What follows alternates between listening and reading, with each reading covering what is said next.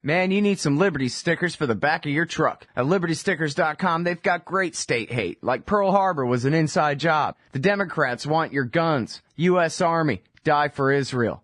Police brutality, not just for black people anymore. And government school, why you and your kids are so stupid. Check out these and 1,000 other great ones at LibertyStickers.com. And of course, they'll take care of all your custom printing for your band or your business at TheBumperSticker.com. That's LibertyStickers.com. Everyone else's stickers suck.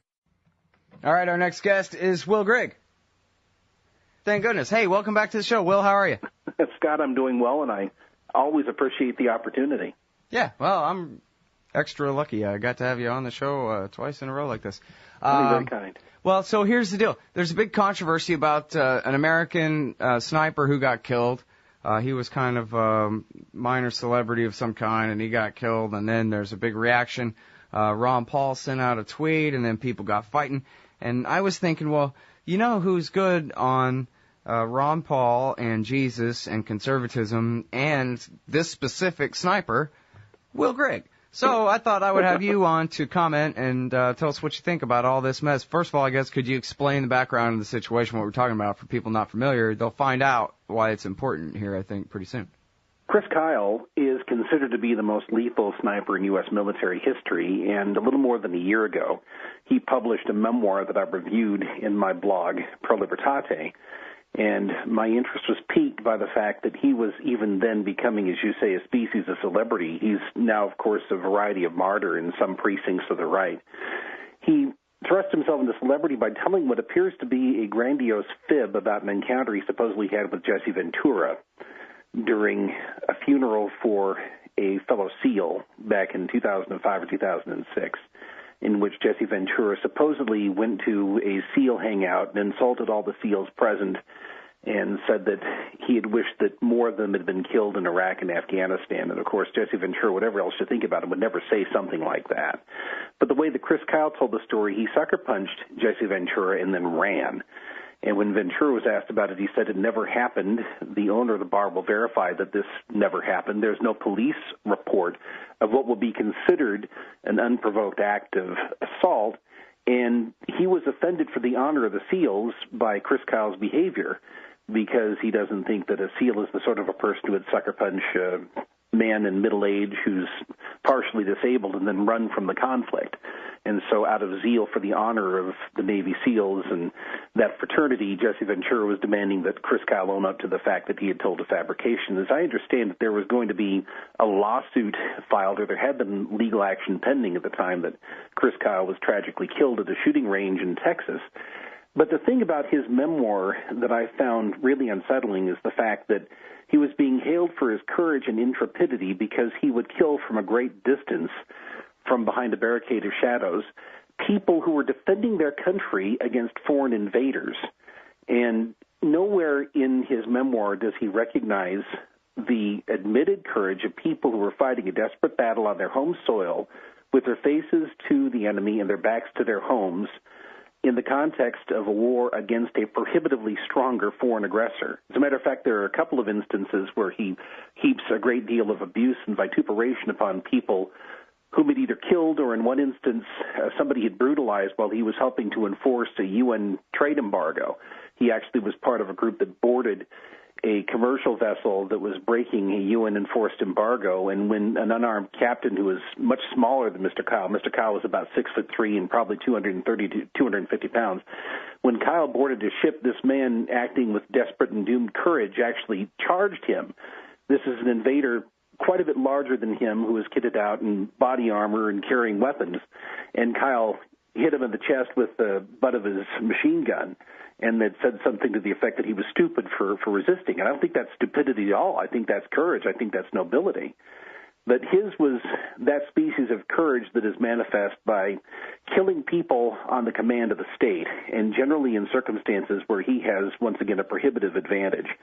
And so you could say that he was certainly fierce. Apparently he was shot on a couple of occasions, and on one occasion when he was taking 6 months furlough at home with his wife and children, there was a home invasion at his household, and he reacted with proper courage in trying to find out who it was who'd invaded his property and threatened his family.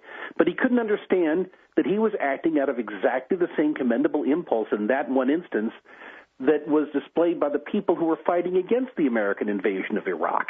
He didn't understand that they were motivated by pretty much the same considerations that led him to grab his gun and try to pursue the individually characterized as the son of a bitch who invaded my home. Well, that's exactly what the Iraqis were doing, but he doesn't seem to have understood that. And that, once again, is a type of bullying impulse that I think characterizes much, if not most, of the right, and has for some time. Now, and see, here's the thing about it, too. I mean, a lot of guys, millions of guys by now served so-called, had a job in the armed forces in Iraq and or Afghanistan by now.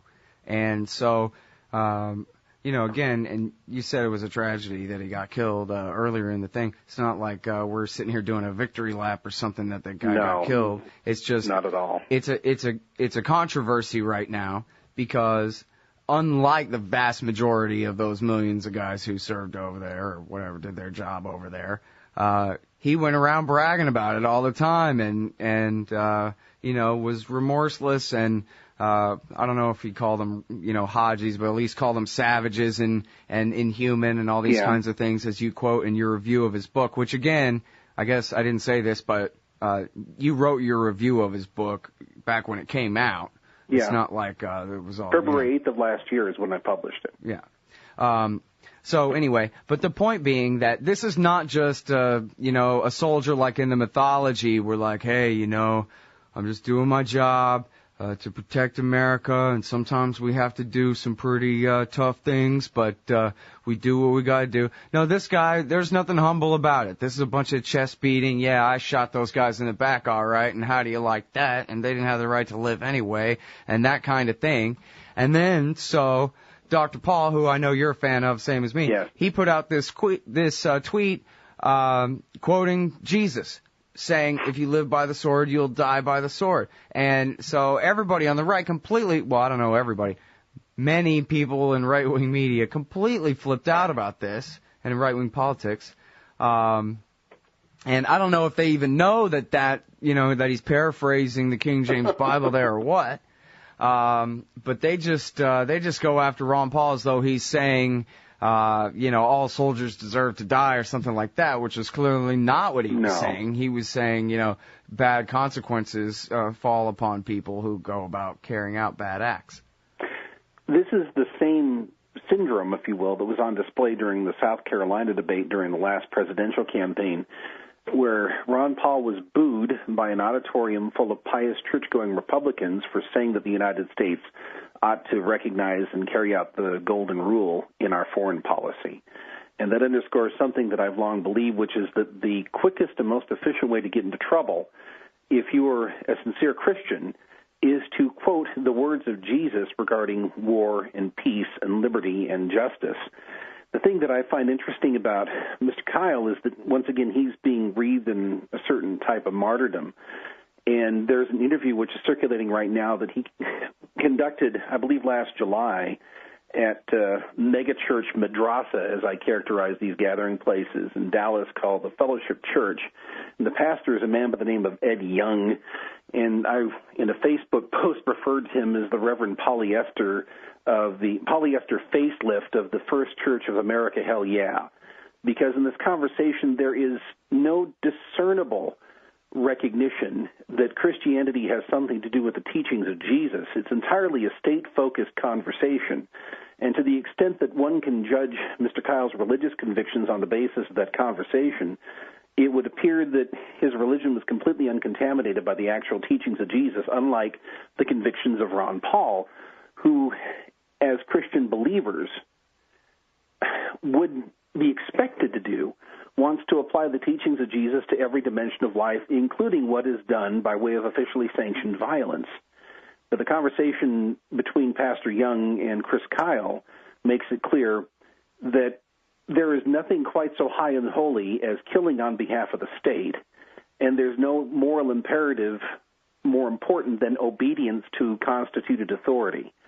And if you had translated that conversation into German and factored out some of the colloquialisms that contaminate it, there's nothing in that conversation that would have been out of place in a German nationalist church circa 1914, 1915, or 1936 or 1938.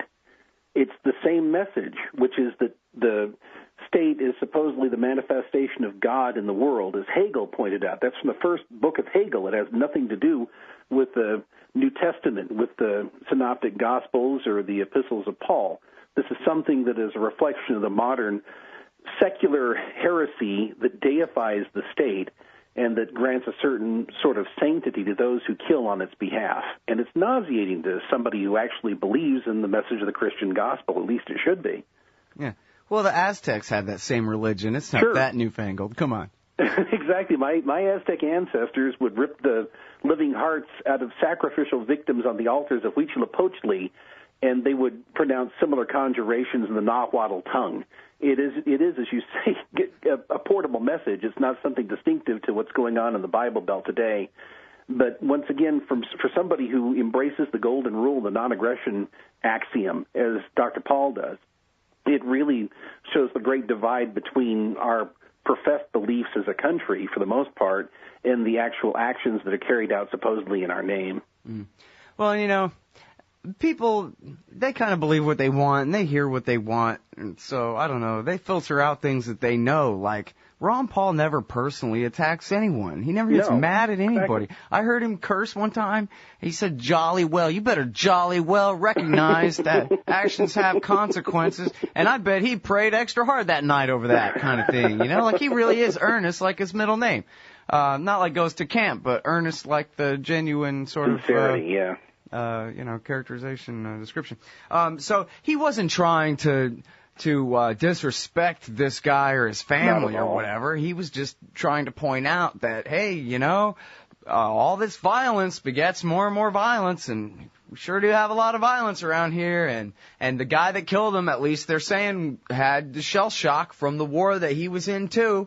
And maybe that had something to do with what happened there. Maybe all that gunfire spooked him and he flipped out or something. I don't know. He was speaking diagnostically and not prescriptively, if you will. He was talking about the fact that one of the lasting consequences of a war of choice, which of course is the supreme act of public immorality, is a war of choice. It's the crime that begets all the others. But one of the lasting consequences of war of that kind is a large and growing population of people like the one who allegedly killed Chris Kyle and Chad Littlefield. People who have had the humanity knocked out of them through the process of becoming instruments of state aggression. And in a subsequent message, a follow-up to his original tweet, Dr. Paul specifically expressed what we know he always felt, which was the bone-deep or marrow-deep sorrow for Chris Kyle's wife and children. And that's an unalloyed human tragedy. Consider this. He spent how many years over in Iraq on a killing errand on behalf of the state that presumes to rule us. And he barely got to know his wife and his children. And then he retires at her insistence, and he becomes a contractor for the Homeland Security state. And he was training, in other words, military veterans to do domestically what they had been doing overseas. Now, that's a very ominous aspect of this story. But in the course of doing this kind of work, he ends up killed here in a completely unexpected fashion. And so his children will probably never know their father. I don't know the extent to which they got to know him. I'm assuming that they knew him very superficially at best. And so they've been deprived of their father because of what he chose to do by way of an occupation that I think had a certain addictive quality to it. In this conversation with Pastor Ed Young, Chris Kyle made the perfunctory nod in the direction that war is hell, but he said with a sense of visible exuberance that if he hadn't gotten married and didn't have children to take care of, he would still be over there because he loved it. And I can say that's a form of addiction. That's another dimension of what Ron Paul was warning against. You know, you live by the sword, you grow addicted to violence as a way of dealing with problems that should be solved in other means, and eventually it will claim your life, and if it doesn't kill you outright, it'll steal irreplaceable time that you could use for better pursuits like being with your children and your wife. Yeah. Well, you know, I think another big part of this, and I've seen the polls lately, and, you know, if you care, they'll bring a tear to your eyes. It's just ridiculous to see the conservative support for the Iraq War after all this time. It's well over 50%. I think maybe over 60%. Anyway, most conservatives are still in complete denial about Iraq, and that's a big part of this whole thing, too, is when you're the one who read the book, but is there anything in there about, yeah, at one point we realized that actually Saddam was great at keeping al-Qaeda down and never had any weapons, and this was all part of Richard Pearl's agenda from 1994, and or anything where, like the rest of the 300 million people in America, I thought they kind of, well, maybe it wasn't what it was cracked up to be, this thing. Or I don't know how anyone rationalizes taking out our old friend Saddam, the Republicans' old friend Saddam, the way that they did at the time that they did, and with the consequences as we've seen them play out over 10 years. I mean, are you kidding me? If Mr. Kyle was capable of that kind of reflection, it managed somehow to be suppressed while he was writing the book or having the book ghostwritten on his behalf, because I don't see any evidence of it in the pages of that book. He goes into great depth and detail in describing the perceived savagery and the loathsomeness of the people he was liberating, but by the same token, he boasts about having supposedly liberated them. And this is an important aspect of the story that's lost on pretty much everybody who's undergone this process of radio-induced lobotomization that we call Hannitization. If you've been exposed to Hannity or his ilk, chances are that to that extent your higher brain functions and your capacity for critical thought have been injured. But they don't understand that what Mr. Kyle was killing on behalf of in Iraq was Sharia law, because the U.S. authored constitution that was imposed on that country after Saddam was removed destroyed the remnants of what had been a relatively secular government and imposed a fairly thoroughgoing Islamic regime of the sort that people like Chris Kyle were supposedly trying to destroy. And they managed to chase from that country most of its Christian population, which under the admittedly brutal and regrettable reign of Washington's subcontractor Saddam Hussein had enjoyed a certain element of protection that they no longer have. And you have, of course, over 1 million people who were killed as a direct result of the war, not to mention the hundreds of thousands who were killed by the murder embargo that preceded the second half of the Iraq war.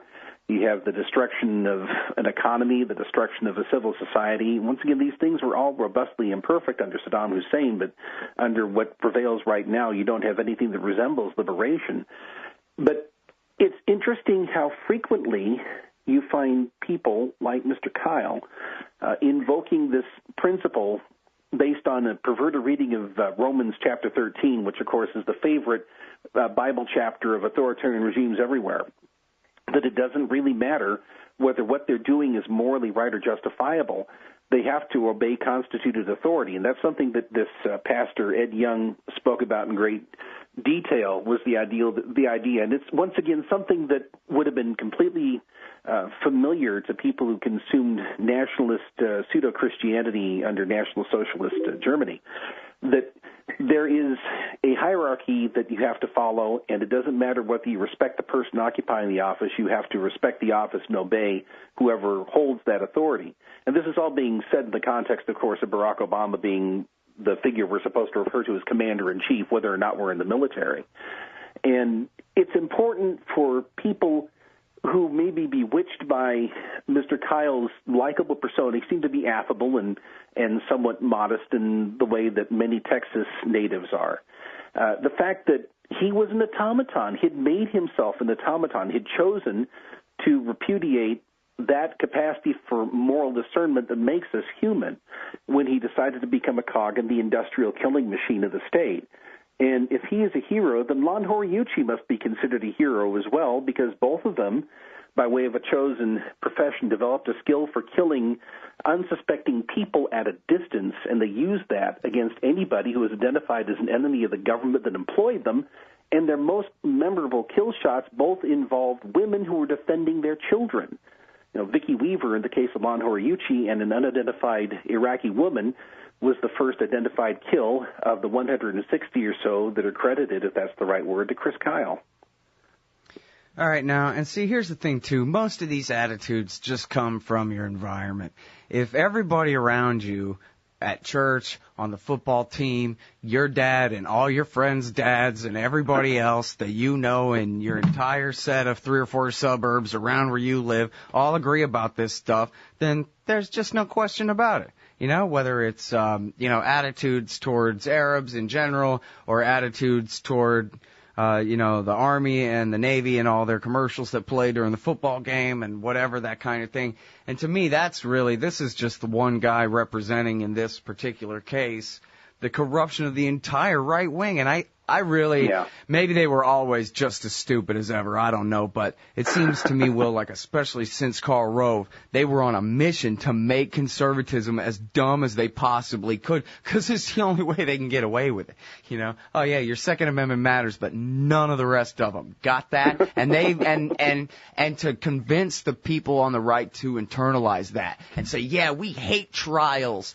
and we hate protections against torture, and we hate free speech, and they've really just turned conservatism into, is it that William F. Buckley at least used to encourage people to have and look at books, and now he's dead? Or what the hell happened to conservatism to make it just so ridiculous? That probably has something to do with it. I mean, Buckley, of course, is the one who 61 years ago, redefined conservatism as the commitment to maintain what he called a totalitarian bureaucracy within our shores for the purpose of fighting war against the Soviets, whoever would be a suitable surrogate for the Soviets. In other words, he redefined victory here in terms of allowing totalitarianism to flourish as long as we were directing the energies of that totalitarian regime at a suitable foreign target. And so I really lay a lot of this at his feet because he created post-constitutional conservatism. Whatever you think of conservatism, or for that matter, whatever you think of the Constitution, which I think is an interesting but in some ways very flawed document, the point is that before 1952 and 1953, when he had conservatives like Taft and Frank Jodorov and people of that sort who were more libertarian in their outlook and expansively skeptical of all government undertakings, there was some sense that there were to be limits on what government could do, supposedly on our behalf, when it came to wielding its defining attribute, which is legally sanctioned lethal force. And so Buckley did maintain some pretense here of a commitment to critical thinking and a commitment to literature. And, of course, literature, which requires active participation by the consumer of that content, is something that creates the facility to examine things critically. And now in the post-Limbaugh era, Limbaugh actually being a relatively high mark of the recent era in terms of his relative sophistication, you've got people who are, I guess, purely ganglionic creatures of impulse here, and they just receive this instruction as to what are the proper hate targets, and they react on cue. And the left is no better. The MSNBC left is just as reflexive, just as collectivist, just as tribal in its impulses. They just have a different set of hate targets at whom they're supposed to direct their rancor. But all of it, of course, is built on the service of the cult of the state, the worship of the state, what I believe was Toynbee called the worship of collective human power. And as a Christian believer, it is intensely painful to me to see people who profess to worship the same Lord and believe in the same gospel with their mouths carry out with their acts and in their capacity of citizenship the propitiation of this all-devouring idol that is the modern state. And particularly when they're making Chris Kyle out now to be somebody garlanded with the same halo that crowns the brows of those who died on behalf of the faith in ages past.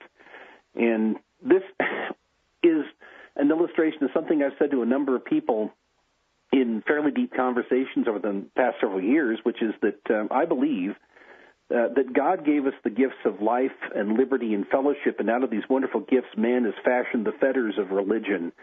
And I wish people could be more attached to the Creator rather than the creations. And, of course, they've become passionately attached to this creation of our own manufacture, which is called the state. I don't see how anybody who, like Ron Paul obviously does, worships the Prince of Peace and understands his message of genuine liberation, could have anything but outright contempt toward the state, which is an enterprise of pure, unqualified hatred and violence. And every time Ron Paul speaks in radical terms like that, critiquing what the state does on the basis of his genuine Christian beliefs, he does something useful and thoroughly unpleasant, which is to say he churns to the surface the deepest convictions of those who profess to be conservatives and even some who profess to be libertarians, like the War Party's Pagliacci, Glenn Beck, who this morning has been lambasting Ron Paul for saying something that should be completely unexceptional and unexceptionable to somebody who professes to believe in Jesus of Nazareth. He said, as he was rebuking a disciple who was raising a sword to defend Jesus in person, he said, "Put your sword away. He who lives by the sword shall die by the sword." That was an instance where Jesus was actually foregoing the right to armed self-defense because of his mission to offer himself as a sacrifice. But he spoke that in that context. And on the other hand, you got somebody like Chris Kyle, who was wielding the sword on behalf of a criminal regime in the course of what was unambiguously a criminal enterprise, the war in Iraq. And this Pastor Ed Young actually had the temerity to quote the famous passage in the book of John about how greater love hath no man than this, that he lay down his life for his friends. And he said, "You've actually lived this." No, he didn't. He did exactly the opposite. He was not laying down his life for anybody. He was taking lives on behalf of the state. He was taking the lives of strangers on behalf of other strangers in the service of the collective. But we reached such a perverse turn in our cultural history when an apparently pious and sincere Christian pastor could pervert the Scripture in order to uphold that type of demonic crime, and millions upon millions of American Christians treat this as gospel. Yeah, it's funny, man. This whole thing about it's legit. I mean, we're all raised this way. I remember, I don't know how old I was, but certainly under 10, figuring out that, okay, well, so killing is always wrong according to the supreme law of the universe and its final arbiter. But if you're wearing olive green and it's a war like during World War II when we're on the side of the angels against the pure evil, then in that case, it's perfectly fine. And you just defer those decisions to the people who run the place and make those calls. I mean, I think that I had a very average upbringing in that way, and that really is basically the same reasoning that everybody has, right? Killing is always wrong, except for if you're wearing green and you probably imagine a cartoon of a World War II GI or some kind of vagary like that makes it all okay. Again, my thesis is that World War II is the new real founding myth of America. But I just wanted to point out that a minute ago when we were talking with the other Scott Horton, the heroic anti-torture human rights lawyer from Harper's and Columbia University and all that, he was saying that he actually cited Ruby Ridge too, Lon Horiuchi too. He said that because I asked him, the laws that make murder, it says here in the memo that, well, they don't apply to the government because they're the government. And he said, yeah, exactly. That's their theory. Not that you can find it in the Constitution, but that's their theory that they got locked down pretty tight. That even if you're Lon Horiuchi and you blow some lady's head off because you feel like it, then you cannot go to prison because as long as you're on the clock, you have sovereign immunity. Yeah, because the deified state and its vicar has granted you a plenary indulgence for the crime and sin of murder. And that's an old story, of course. We read about the abominations that occurred during the Crusades, and we ask how people could do such things. We need not rummage around in the texts of medieval religious wars in order to find exactly the same things being done today. And over the last few days, these proud evangelicals have been celebrating the supposed accomplishments of somebody who acted on exactly the same impulses and got exactly the same kind of spurious permission to do so. And your problem, if indeed it is a problem, Scott, is that as a very young child you were infected with critical thinking, and I wish we could somehow make that contagious. I wish it had become epidemic. Well, it wasn't critical enough, really. It was critical enough that I remember, having a little bit of dissonance to overcome, but I overcame it just fine, because after all, explosions and guns and stuff like that are cool, and I am a boy, Yeah, I mean, they make gigantic explosions legit. In fact, and I've confessed to this before, I don't mind, when I was 14, 15, whatever it was, during Operation Yellow Ribbon 1991, I didn't care a whit about the Iraqis or how many of them got blown up or how. But I did want to see some explosions on TV, and I think I was speaking for most 14 and 15-year-olds in society, and unfortunately a lot more than that. That's true. I don't know whether that's a design flaw or an asset, but that's something innate in the makeup of the human male. And I, too, found myself entranced by some aspects of what the military does, and I came very close to choosing the military as a career as a young man. I'm glad I didn't, but I remember vividly as a youngster when I would be reading about war, asking myself, why would people do these things? I mean, because this involves killing people. And I was entranced by it, but for whatever reason, I was sufficiently critical to understand that there's something innately wrong about taking another human life. And the thing is, Scott, I don't think for all the things that we read about in 19th century American history with the brutalities committed against American Indians and other aspects that may manifest destiny, a somewhat iffy proposition, I don't think that we were completely devoted to the cult of warfare and the cult of the state until after World War II. And I think you're right. That is the new founding myth of whatever America has become. And that's one of the reasons why there was still that residue, even as late as the 1940s, 1950s, of genuine Constitution-focused, liberty-minded conservatism, of whom Ron Paul was the most conspicuous, not the only, but the most conspicuous contemporary practitioner. And it's always useful that he provides a way, if you will, a control sample, to measure exactly what's going on with everybody else that calls themselves conservatives today. And the one thing that they agree about is that although they will criticize in detail some of the things that the state does, that the most valuable thing the state ever does is to carry out its defining function, which is to kill people in large numbers. That's the one thing the state can do that will always get the unqualified approval of the supposedly anti-government right. Funny about that, huh? And yeah. Even when it's Obama, like you were saying, you got to respect the office of the presidency. Their critique of him is that he's not ruthless enough. That's the thing that I find amazing. This man's a dictator. He wants our guns, but he's not killing enough people overseas, you know? Yeah. It's like I remember there's an old joke. Simpsons where the kid says, I'd rather take an order from Bill Clinton than, a young Army private. And I thought, well, you know what? The military guys, they actually did make a big deal about how much they didn't like Bill, and they looked down on him for what a sleazebag he was. But actually, they killed whoever he said for 8 years in a row, and I don't think he ever stopped. I mean, come on. Yeah, bombing Serbian Christians on behalf of Muslim drug runners in Kosovo in 1999 being one example of what you're describing.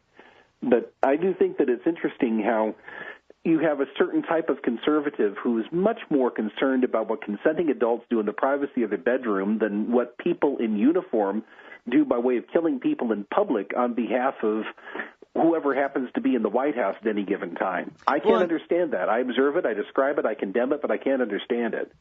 Have you ever met that Pat Robertson guy? I'd like to ask him a couple of questions. I have met Pat Robertson. I wasn't terribly impressed. Yeah, well, I wouldn't imagine, unless, you just saw his gold stocks and that kind of thing. Yeah. That's different. No, but, so listen, what I wonder is they always blame the hurricanes on homosexuality and stuff like that, but never on the cult of the state, never on the world empire. And, I mean, it is just that cynical, isn't it? That blatant and really Republican. Is. They give a pass for mass murder, and they focus on matters that really aren't any of their business in terms of impact on public policy for the most part. I mean, there are public policy questions that are implicated here, but just over the last weekend at church, we were studying in the book of Matthew some of the sayings of Jesus with respect to comparative evil, and one of the things he pointed out is that you really aren't in a position to conduct an audit of other people's shortcomings. And talking to people who were pious and religious in that day, he went out of his way to say, you know what, if I had taught what I taught in Sodom, they would have reacted to my message, all his teachings about, among other things, individual responsibility and justice and love and sin and redemption and humility and all these things. He said, these people who consider themselves pious and so forth, it will be harder for them on the day of judgment. And using, of course, Sodom as the example here, which had a certain resonance with his audience. But there's this real impulse, this punitive impulse that I can't quite understand on the part of populist American conservative Christians.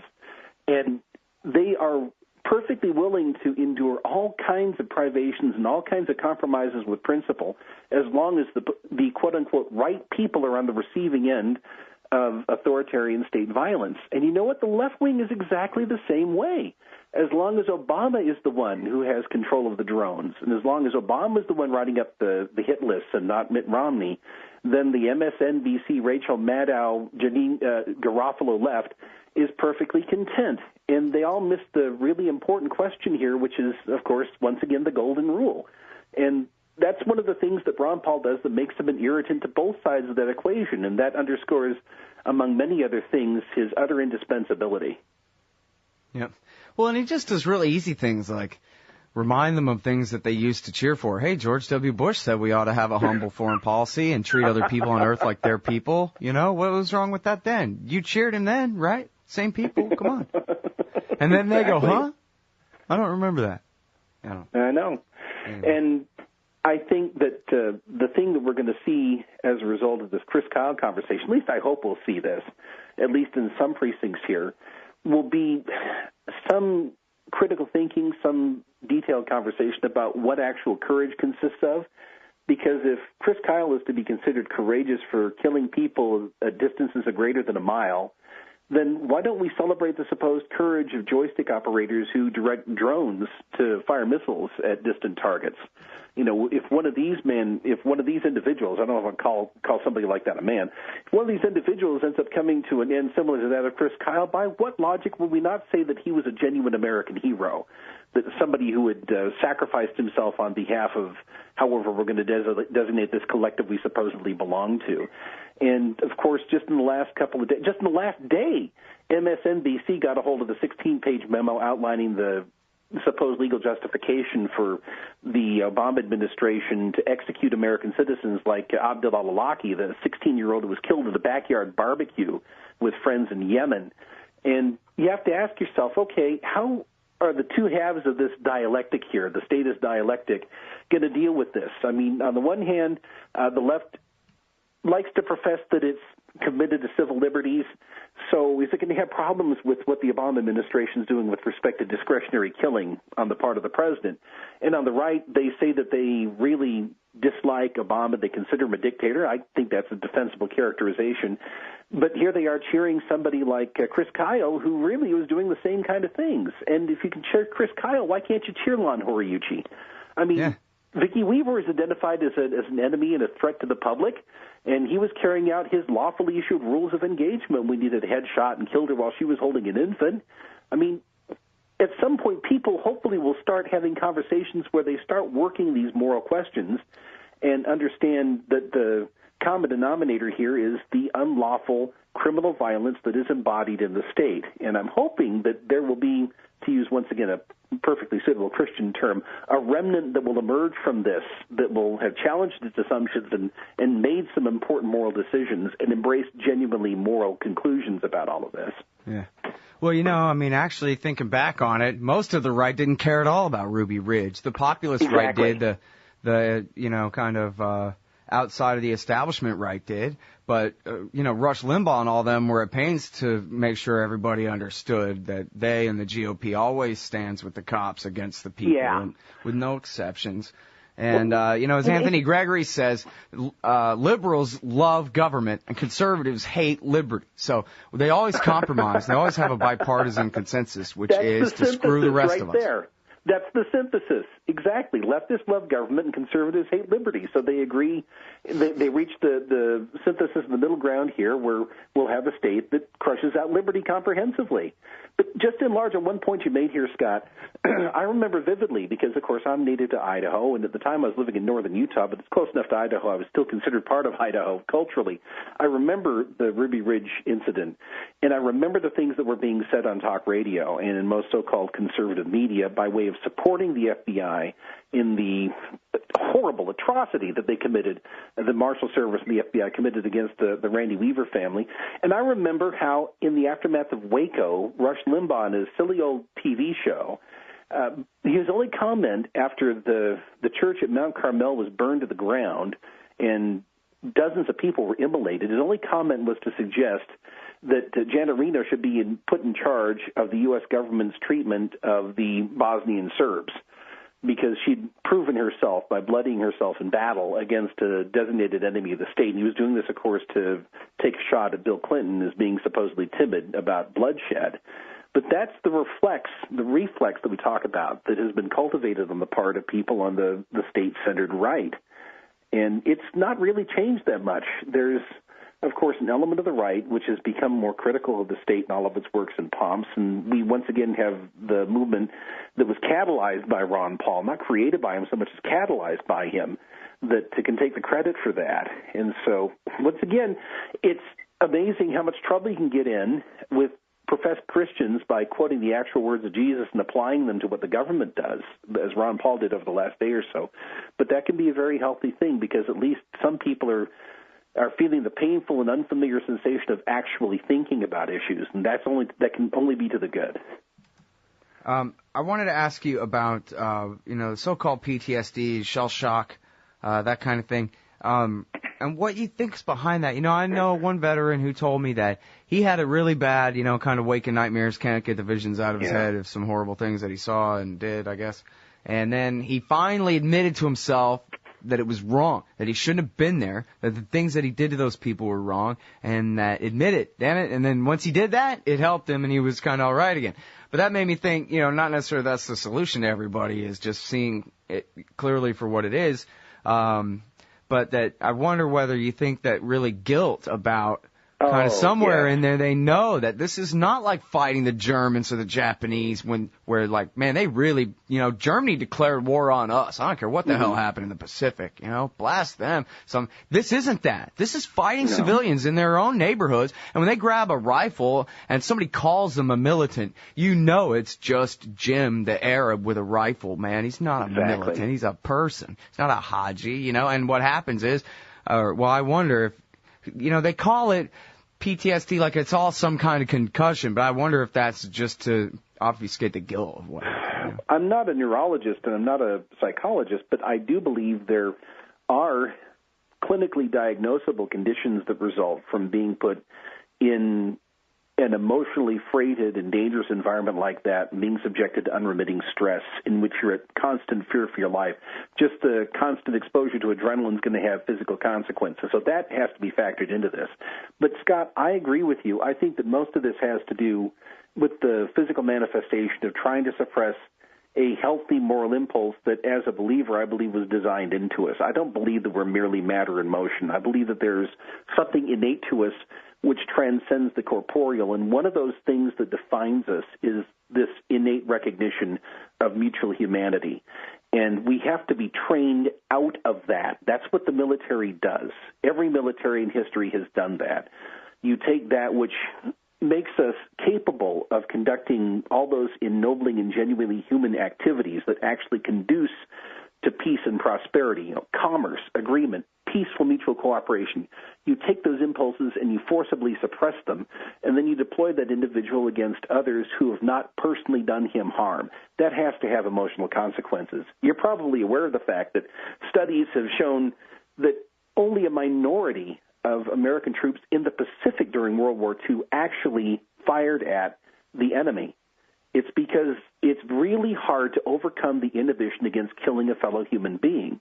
And once you've overcome that inhibition in the context of warfare, and then you're put back into a civil society or whatever simulacrum still exists in the United States in 2013, and you're told to restrain that impulse, that's something that causes your personality to short-circuit, either at the level of neurocircuitry or it's something even deeper than that. And that has to have lasting consequences. I don't care if you seem to be superficially normal.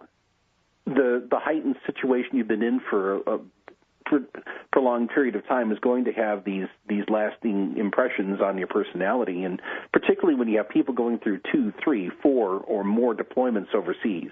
Right. And this all has to be exacerbated by an understanding that what they're doing has nothing to do with protecting their home and family. And they see people on foreign soil doing exactly as they would do when they're in their own home if they were attacked by a foreign invader. That's when the inescapable logic of the golden rule, I think, to use the Christian term, convicts them, and that has consequences. I mean, even Raskolnikov and Dostoevsky's Crime and Punishment couldn't escape his conscience. He thought he had escaped his conscience, and he found that it was still there. He could ignore it, he could suppress it, he could deny it, but eventually it would make itself manifest.